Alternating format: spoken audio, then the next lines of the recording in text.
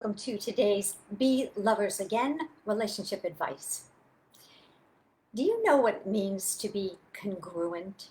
Have you heard that word, congruent?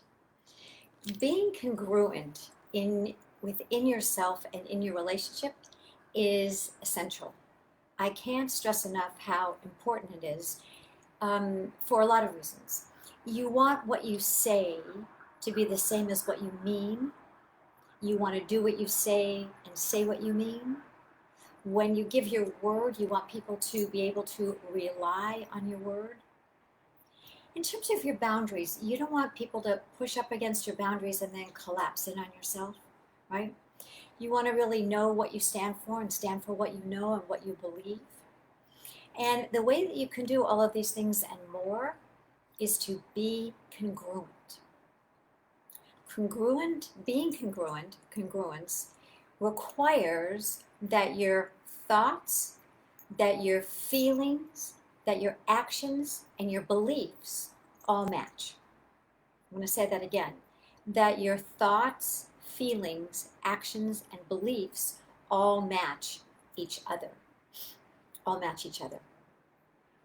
If any one of those things is out of whack, meaning that you're out of personal integrity, that you are not saying exactly what you mean, or you don't mean exactly what you say, or that you're saying and doing something, but it's really different than what you're thinking, or you're thinking and believing and valuing and something, and you're acting a different way, then you're out of personal integrity and you're out of congruence. And here's the thing, you might as well be living and breathing and speaking and acting through a megaphone because it's evident to people. Often when we're out of integrity, when we're not being congruent, we don't even know it. It's something that generally lies outside our conscious awareness. People don't choose to not be congruent or to be out of congruence. We don't choose that. We don't wake up in the morning and say, well, I don't think I'll be congruent today. It really is more an understanding that thoughts, feelings, actions, and beliefs all need to match each other.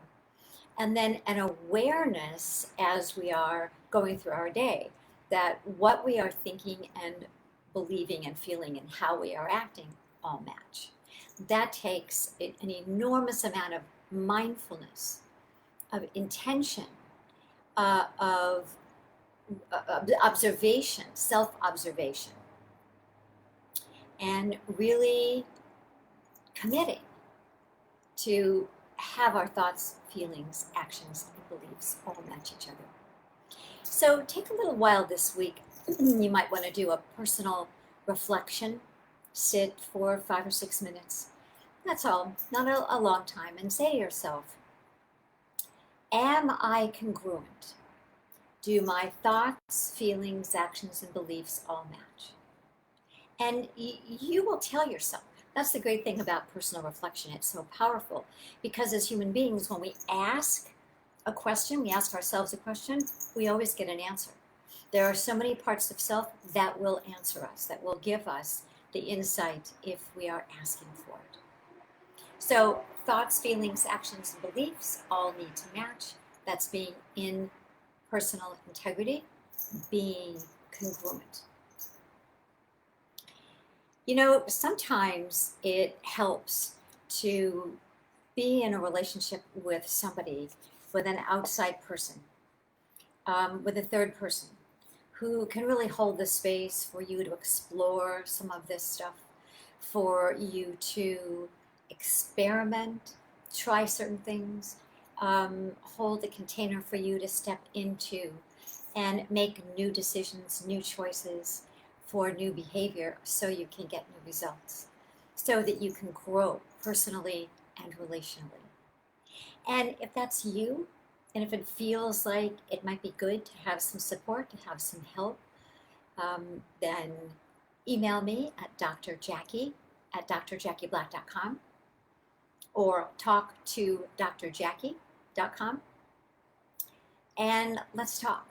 And let me see how I can support you in making some of these new choices, some of these new decisions, and growing personally and relationally. That's it for me today. Remember to be courageous, be brave, be very open-hearted with your partner, and remember that only you can make it happen.